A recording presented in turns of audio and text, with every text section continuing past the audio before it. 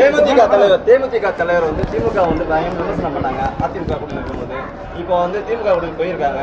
எப்படி பாக்குறீங்க? இல்லை, நான் என்ன கேட்குறேன், எங்க கூட்டணியை பார்த்து அழுத்தம் கொடுத்தீங்களா, என்ன செய்தீங்க, பயமுறுத்துனீங்களா அப்படின்லாம் கேட்டுட்டு இருக்கவங்க இன்னைக்கு அவங்க எப்படி சேர்ந்தாங்க? அதில் அவங்க கூட்டணியில் எல்லாரும் சேர்ந்தா உடனே அது கொள்கை கூட்டணி, எதிர்கூட்டணியில் சேர்ந்தா எல்லாம் அழுத்தம், பயம்.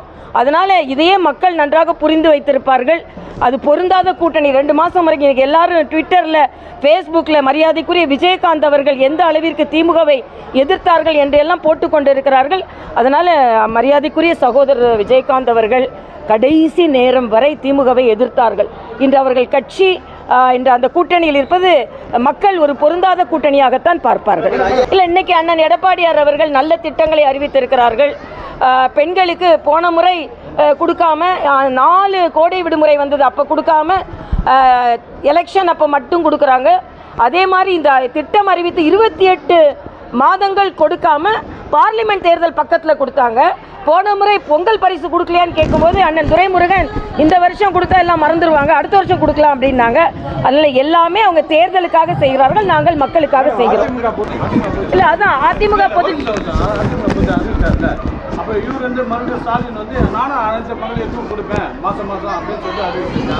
இல்ல ஸ்டிக்கர் ஒட்டுறாரு. மரியாதைக்குரிய பாரத பிரதமரோட நல்ல திட்டங்கள்லாம் ஸ்டிக்கர் ஒட்டுவார். அண்ணன் எடப்பாடியார் அவர்கள் அறிவிச்சது ஸ்டிக்கர் ஒட்டுவார். அதனால எல்லாத்துக்கும் ஸ்டிக்கர் ஒட்டுவார். இது ஒரு ஸ்டிக்கர். ஸ்டாலின் அப்படிதான் சொல்லுவார். மக்கள் சொல்லணும்ல, மக்கள் திமுக ஆட்சி திருப்பி வராதுன்னு சொல்லி கொண்டு இருக்கிறார்கள்.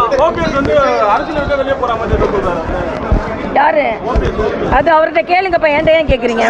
எப்படி பாக்குறீங்க? அதுதான் அழுத்தம்னு சொல்றேன். அழுத்தம், சுயநலம் அப்படிதான் சொல்ல முடியும்.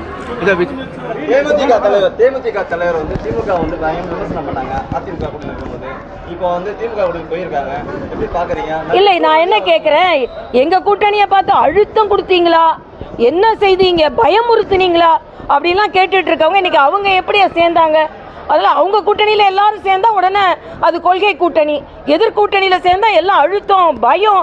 அதனால் இதையே மக்கள் நன்றாக புரிந்து வைத்திருப்பார்கள். அது பொருந்தாத கூட்டணி. 2 மாதம் வரைக்கும் எனக்கு எல்லாரும் ட்விட்டரில், ஃபேஸ்புக்கில் மரியாதைக்குரிய விஜயகாந்த் அவர்கள் எந்த அளவிற்கு திமுகவை எதிர்த்தார்கள் என்று எல்லாம் போட்டு கொண்டு இருக்கிறார்கள். அதனால் மரியாதைக்குரிய சகோதரர் விஜயகாந்த் அவர்கள் கடைசி நேரம் வரை திமுகவை எதிர்த்தார்கள். இன்று அவர்கள் கட்சி இன்று அந்த கூட்டணியில் இருப்பது மக்கள் ஒரு பொருந்தாத கூட்டணியாகத்தான் பார்ப்பார்கள். இல்லை, இன்னைக்கு அண்ணன் எடப்பாடியார் அவர்கள் நல்ல திட்டங்களை அறிவித்திருக்கிறார்கள்.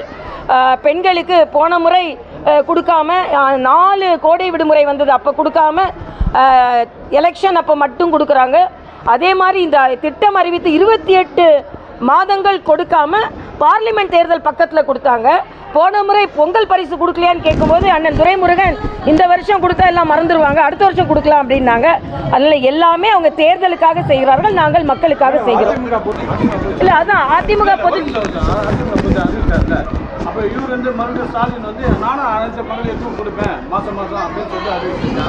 இல்ல ஸ்டிக்கர் ஒட்டுறாரு.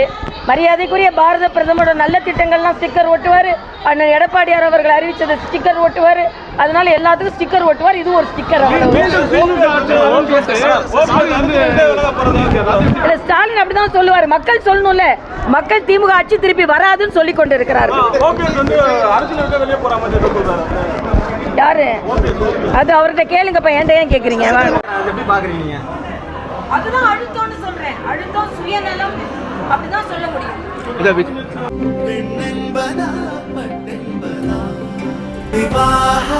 மணப்பெண்ணின் பிரத்யேகமான திருமணம் விவாஹா தி சென்னை சில்க்ஸ்.